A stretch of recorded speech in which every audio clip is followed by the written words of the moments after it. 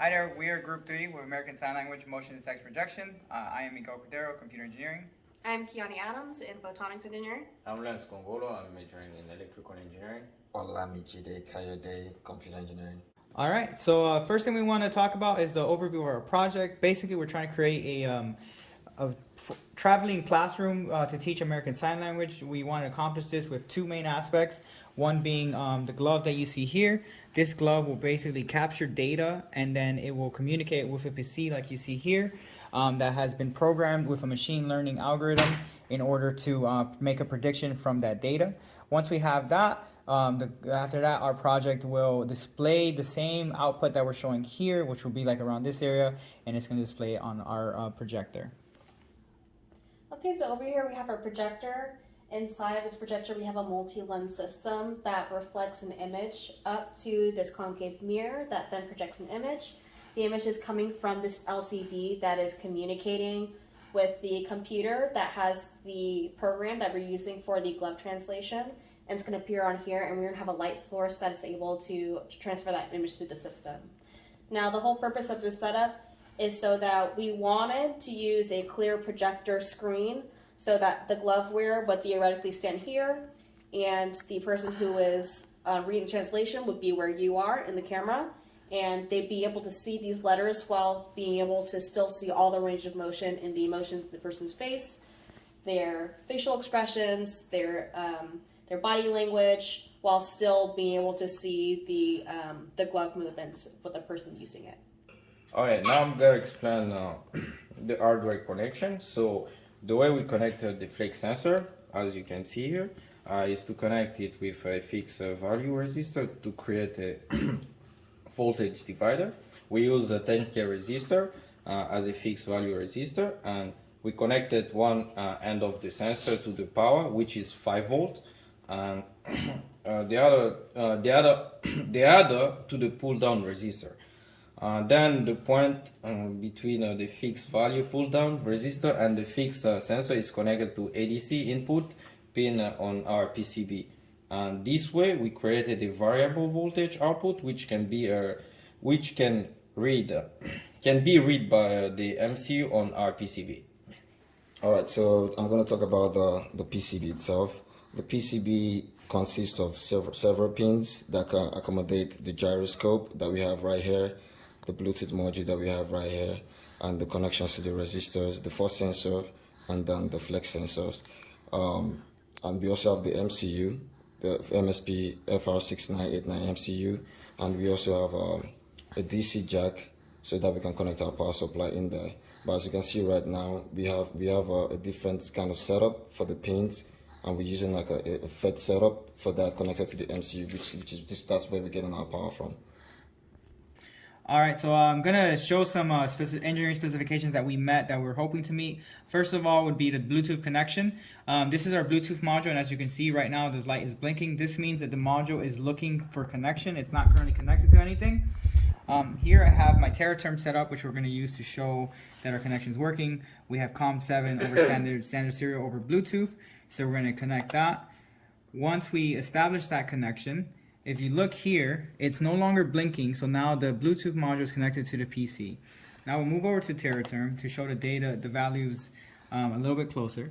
So the first 5, it's moving, but the first 5 values, I'll actually move up so you can see them. They're high values right now because the hand in the glove is relaxed. Nothing is bent right now. As I go into a flex, now I'm going to go back to where the glove is updating. We will see that the values are now a lot lower. They were at 5, 4, and some of them at 3. Now they're between 1 and 2. And I'll do it again. I'll relax, and we'll see that the values go up. So this is our output voltage that we're getting from the sensors. So basically, whenever we bend, we get a lesser output voltage. Whenever we relax, we get a higher output voltage. There's also a change in the values of the accelerometer gyroscope. The last 6 values are accelerometer and gyroscope, and they have a range that they say pretty close to when there's no movement. And now I'll show that once I start moving, the hand's moving, and you can see that those ranges have increased quite significantly, which is very useful for our software. I will stop moving again. You'll see that those values are going to go into a smaller range as they have here. Okay, so here we have our projector. Now inside we have a negative and a positive lens. To create this projector system, I just use past knowledge of lens systems and also some past optics textbooks to create this lens system. I was able to use Gaussian lens equations and magnification equations in order to know exactly what lenses that we needed and where they should be placed, depending on where this LCD is. Now we are having a lot of issues with this LCD. Originally we had a smaller one, but we had issues connecting it. And we got this big LCD last minute, and it's so finicky. We can't take the backlight off, which is what we needed, which is why this projector is open. It, is supposed to be closed off, but since everything's so finicky, we just left it open just so we can show a demo. So I added the negative lens just to adjust the correct chromatic aberration that usually happens with positive lenses, which is why I wanted to use both of them. Using the negative lens did show a bit more clarity with the projected image after I insert into the system. The positive lens has a 5 centimeter focal length with a 50 millimeter diameter, and the negative lens is also has a 30 centimeter focal length, and I was able to find exactly where the image would be to know where to put it. So the positive lens would still create a collimated image that could travel through the mirrors. And up here, instead of using a lens for the final projected image, I used a 30 centimeter focal length concave lens, just because lenses usually have more chromatic aberration, mirrors usually don't. And also this mirror is able to easily swivel around so I can move the image easier without messing up the image. And finally, just to know what exactly the image is going to look like, to know whether or not it's inverted or not, or upside down, we also use ray diagrams along with the lens equations in order to know exactly what the image is going to look like. With the setup that we have right now, the image is upright, and in the demo you're going to see it is backwards, but that is just because that we plan to use this clear projector sheet as the projection platform, but since another issue that we have is that the light source is not bright enough, it's not going to show as well. So we're going to show a solid surface, but that is going to be the reason why the image is switched around. It would be the right way if we use a clear sheet. All right, so now we're going to do a demo of our project as a whole. First, I'm going to put on the glove, and it's actually pretty easy to put on considering everything that it has on. This will be our basically our interface just to show the data and that the predictions is making. So basically, once I have the glove on, I start with a gesture, and I make the prediction. And we got A, and that's what this is. And then we can do again. I can do B. And we got B. I can do C. We got C. And I actually, in our data set, we have it up to, believe, J at the moment. So, I mean, these here, just to show that it does help that when we have the gyroscope, we should get G. And then I do a little change, it should get H. All right, and then I and J are very similar. The only difference is J has a movement to it. So I have I ready. It's a little error, but. So we have I. What happened earlier is we do have a little bit of a timeout issue that we sometimes encounter because the Bluetooth communicates only as the make a prediction button is pressed. So right now it's waiting for connection, and that sometimes causes a timeout. Let's try again, right? We're trying, ready? All right, we're trying for J.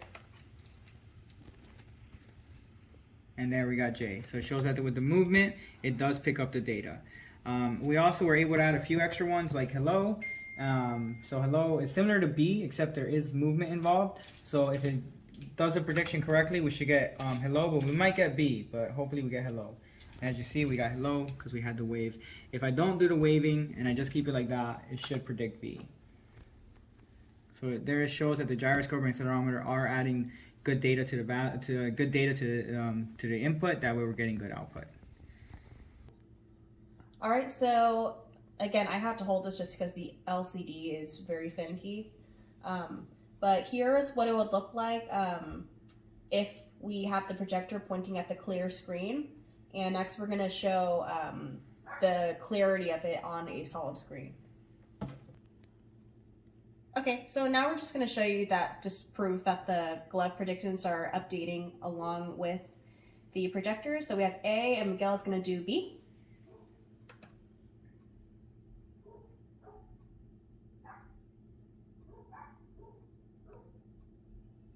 All right, and then how about G?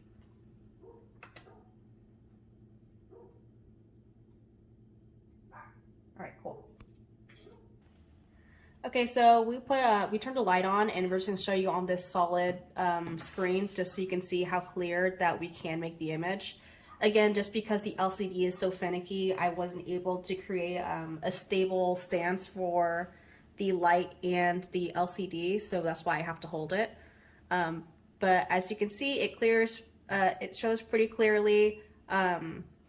Since we're having issues with the LCD, I wasn't able to make like a pinhole or anything, but I think if I also created a little filter for it, you can also make it a lot clearer.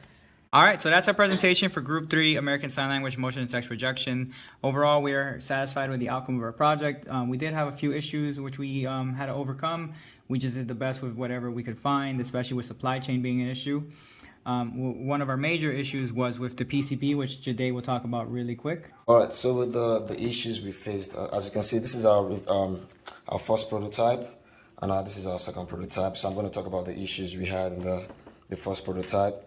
As you can see, right beside it, we have an MSP, a launchpad, the MSP launchpad, and that's because we're getting the connections. We're powering on the PCB via the launchpad. Because we never implemented the EasyFET emulator on the PCB we have here. If you zoom into that place, you're gonna see the emulator right there. The emulator is what allows for like easy debugging and serial communication between the PCB and the computer. So we're using that via the pins that we have there to this other pin to turn on the PCB and then get our connections and get our data read from that to the PC. And for the other one, we made sure we had more power sources and more. We allowed for 3 different types of power sources. We have the battery, we have the connection again from the EasyFET, and we also have the right now, which is not soldered on because parts didn't come in on time, like Miguel mentioned. We have the DC jack, so we have 3 different power sources. And if you also see, we have some LEDs turned on right now, so we have them randomly turning on right now, so the LEDs actually can't work on this PCB. So whenever you bend your flex sensors, you get the LEDs to turn on.